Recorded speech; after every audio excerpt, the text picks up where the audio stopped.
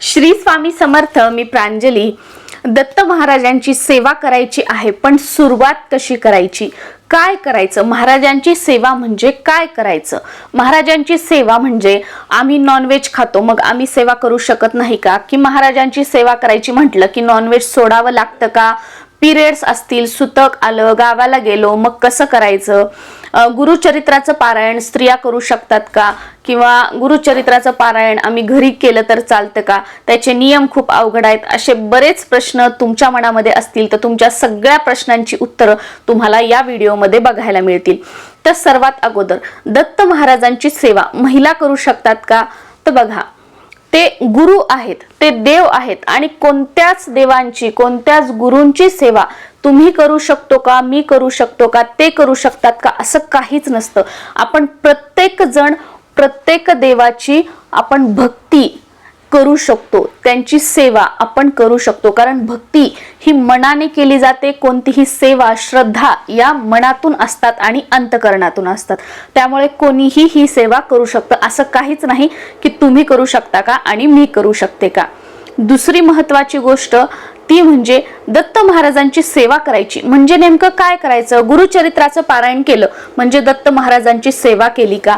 तर असं अजिबात नाही. दत्त महाराजांची सेवा करायची आहे तर सुरुवात नामस्मरणाने करा. तुमच्याकडे माळ असेल, कोणतीही माळ असू द्या, जपमाळ असेल, कोणतीही माळ असू द्या, त्या माळीवर सुरुवातीला फक्त एक माळ करा. एका माळेमध्ये 108 मणी असतात. फक्त एक माळ. श्री गुरुदेव दत्त, श्री गुरुदेव दत्त, श्री गुरुदेव दत्त या मंत्राचा जप करायला तुम्ही सुरुवात करा. ज्या वेळेला तुम्ही या मंत्राचा जप करायला सुरुवात कराल त्यावेळी आपण महाराजांच्या जवळ जाण्याचा प्रयत्न करू, म्हणजे महाराजांच्या आपण जवळ जवळ पोचू. जशी जशी आपली सेवा होईल तशी तशी आपल्याला सेवेची गोडी लागेल, महाराजांवरचा विश्वास आपला वाढेल, आणि त्यानंतर स्वतःहूनच ज्या पुढील सेवा आहेत त्या तुम्ही करू शकाल. अगोदरच मी सुरुवातच संकल्पयुक्त सेवांनी करणार, मी सुरुवातीलाच गुरुचरित्र पारायण करणार म्हणजे ते केलं म्हणजेच मला लवकर महाराज पावणार, माझे काम होणार का? नाही. सुरुवात नामस्मरणापासून करा. नामस्मरणापेक्षा मोठी सेवा दुसरी कोणतीच नाही. तुमचं वय, तुम्ही मुलं आहेत, तुम्ही लग्न झालेलं आहे, न झालेलं आहे, तुम्ही वयस्कर आहात, तुम्ही वृद्ध आहात, कोणीही आहात, अगदी आपण सुरुवात तुम्ही करताय तर नामस्मरणापासून सुरुवात करा.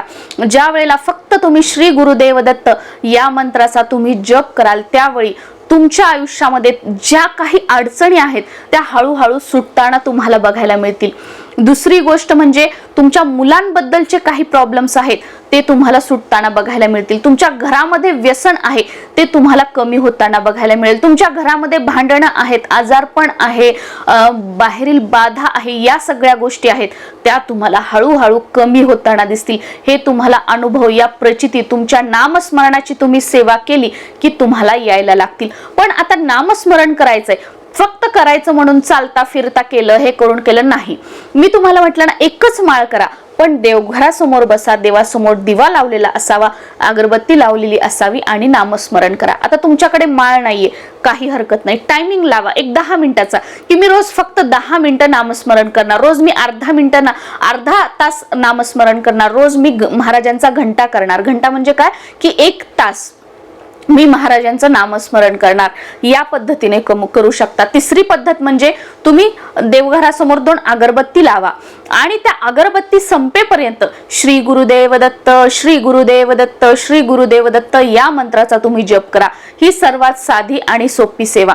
त्यानंतर जो खाली अंगारा पडलेला असेल नामस्मरण करताना, तो जो उदी आहे, तो अंगारा आहे, तो आपल्या पूर्ण घरामध्ये फुंकर मारा. घरातील जी आजारी व्यक्ती आहे, रागीट व्यक्ती आहे किंवा बाधित व्यक्ती आहे, त्या व्यक्तीला तो अंगारा लावा, त्यांच्या अंगावर तो फुंकर मारा. हळूहळू तुम्ही हे केल्याने बघाल तुमच्या घरामध्ये जे दोष आहेत, बाधा आहेत, कलह असतील, भांडण असतील, ज्या काही नकारात्मक ऊर्जा, नकारात्मक शक्ती तुमच्या मागे लागलेली इडापिडा जी आहे ती हळूहळू कमी होत आहे, याचा अनुभव तुम्ही स्वतःच घ्याल. ही झाली सर्वात पहिली गोष्ट. आता तुम्ही नामस्मरणाला सुरुवात केली, तुम्हाला आता वाटलं की नाही मला अजून काहीतरी करायचं आहे, तुम्ही दत्तबावनी म्हणायला सुरुवात करा. दत्तबावनीचं अगदी छोटंसं पुस्तक असतं, जिथे पूजा भांडार आहे, जिथे ग्रंथ वगैरे हे पुस्तकं मिळतात, किंवा जिथे एखादं मंदिर आहे, स्पेशली दत्त मंदिर असेल तर त्याच्या बाहेर तुम्हाला हे पुस्तक मिळेलच मिळेल, किंवा जिथे ग्रंथ वगैरे असतात तिथेच म्हणा की दत्तबावनी. दत्तबावनीचं तुम्ही मागा. दत्तबावनी ही म्हणजे मूळ जी लिहिलेली आहे रंगावधूत स्वामींनी, ती गुजरातीमध्ये आहे. पण तुम्हाला ते जमत नसेल तर तुम्ही मराठीमध्ये, प्राकृतमध्ये सुद्धा ती आहे, तुम्ही ती सुद्धा वाचू शकता, किंवा तुम्ही गुजराती मधील सुद्धा वाचू शकता. खूप सोपी आहे, खूप काही अवघड नाही, गुजराती भाषा अवघड नाहीये. तर दत्तबावनी आपल्याला वाचायला सुरुवात करायची आहे. दत्तबावनी कोणत्या वेळेस वाचायची? जी संध्याकाळची दिवे लागणीची वेळ असते बघा, देवाजवळ दिवा लावायचा आणि आपण दत्तबावनी म्हणायची. आता सुरुवातीला तुम्ही कधी ऐकलेलंच नाही की दत्तबावनी काय, त्यातली वर्डिंग कशी म्हणायची, त्याची लय कशी लावायची म्हणायला, तर तुम्ही काय करायचं, सुरुवातीला मोबाईलवर किंवा टीव्हीवर एक 8-15 दिवस तुम्ही रोज 3 सांजेच्या वेळेला दिवे लागणीला लावा आणि ते ऐका. ती लय तुमच्या कानावर पडेल आणि 4-5 दिवस तुम्ही फक्त ऐकाल. त्यानंतर तुम्ही एखादा शब्द बोलू लागाल, तुमच्या डोक्यामध्ये ती लय बसेल आणि त्यानंतर जर आपण पुस्तक आणलं तर ते ऐकत त्याच्या सोबत आपण त्या पुस्तकातलं वाचण्याचा प्रयत्न करा. याने काय होईल की ट्युनिंग जुळल्या जाईल, ते शब्द उच्चार आपले ते ऐकून आपल्याला कळतील की काय म्हणायचं आहे.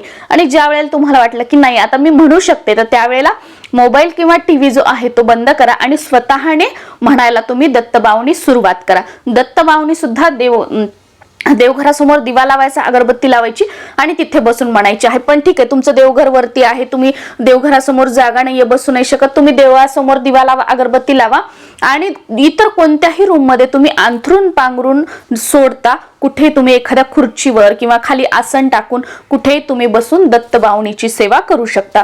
आता त्यानंतर तिसरा पडाव येतो, तो म्हणजे की तुम्हाला गुरुचरित्राचं पारायण करायचं आहे. पण मनामध्ये वाटते की मी करू का नको, मी महिला आहे, मी करू शकते का नाही, त्याचे नियम खूप अवघड आहेत. तर याबद्दलचे ना व्हिडिओ, तुमच्या म्हणजे मनातील सगळ्या शंका दूर करणारे व्हिडिओ आपल्या चॅनलवर आहेत, ते तुम्ही बघू शकता. त्याच्यातून तुम्हाला बरीच माहिती मिळेल. ते जर सर्व इथे सांगायला बसली तर हा व्हिडिओ खूप मोठा होईल. पण एवढं सांगते की गुरुचरित्राचं पारायण स्त्रिया असू द्या, पुरुष असू द्या, मुलं असू द्या, मुली असू द्या, अगदी विधवा स्त्रिया असू द्या, हा प्रश्न येतो म्हणून सांगितलं की कोणीही हे पारायण करू शकतो, कोणतंही बंधन नाही. आणि नियमांचं बर्डन तर अजिबात घेऊ नका. मी स्वतः माझ्या घरामध्ये कितीतरी वर्षापासून प्रत्येक महिन्याला गुरुचरित्राचं पारायण केलं जातं. त्याच्यामुळे कोणतीही जेव्हा आपण सेवा करतो, उपाय करतो किंवा कोणत्याही देवाची आपण जेव्हा भक्ती करतो, तर माझी काहीतरी चूक झाली, माझ्याकडून हे झालं नाही म्हणजे मग माझं काहीतरी वाईट होणार, ते देव माझं वाईट करणार. कधीही कोणतेही देव, कोणतेही गुरु कोणाचं वाईट करत नाहीत. जे काही वाईट होतं ते आपल्या कर्मांनी होत असतं, ही गोष्ट लक्षात घ्यायची. त्यामुळे गुरुचरित्राचं पारायण जे आहे ते आपण कोणीही करू शकतो. गुरुचरित्राचं पारायण कोणतं करायचं? बाहेरचा जो मोठा ग्रंथ आहे तो, की दिंडोरी प्रणित श्री स्वामी समर्थ महाराजांच्या केंद्रामध्ये जो ग्रंथ आहे तो, तर कोणतंही करू शकता. मी स्वतः 1 वर्ष मी जो बाहेरचा मोठा ग्रंथ आहे त्याचं करते आणि 1 वर्ष जो केंद्रातला आपला ग्रंथ आहे त्याचं करते. तुम्हाला जे सोपं वाटेल ते तुम्ही गुरुचरित्राचं पारायण करू शकता. फक्त थोडा टायमिंगचा फरक आहे. जो बाहेरचा मोठा ग्रंथ असतो तो वाचनासाठी जास्त वेळ लागतो आणि केंद्रातील जो ग्रंथ आहे तो वाचनासाठी आपल्याला कमी वेळ लागतो. फक्त एवढाच फरक आहे. त्याचे रिझल्ट म्हणजे जे अनुभव जे आहेत, स्वामींची सेवा जी आहे, महाराजांची सेवा जी आहे, ती आपली तेवढीच घडणार आहे. आता आम्ही गुरुचरित्र पारायण ठीक आहे तुम्ही सांगितलं, पण आम्ही नाही करू शकत, आम्हाला नाही करायचे, तर मग तुम्ही गुरुचरित्रातील 14वा आणि 18वा अध्याय नित्य नियमाने तुम्ही वाचू शकता. गुरुचरित्रातील 14वा 18वा अध्याय का वाचावा, कसा वाचावा, नियम काय आहेत, तर याबद्दलचा व्हिडिओ आपल्या चॅनलवर आहे, तो तुम्ही बघू शकता. आणि त्या पद्धतीने यापैकी जी कोणती सेवा किंवा या टप्प्याने जसं सिरियल प्रमाणे सांगितलं आहे त्या पद्धतीने सेवा करून आपण दत्त सेवेमध्ये येऊ शकता. नक्कीच आपल्या आयुष्याचं कल्याण होईल. श्री स्वामी समर्थ.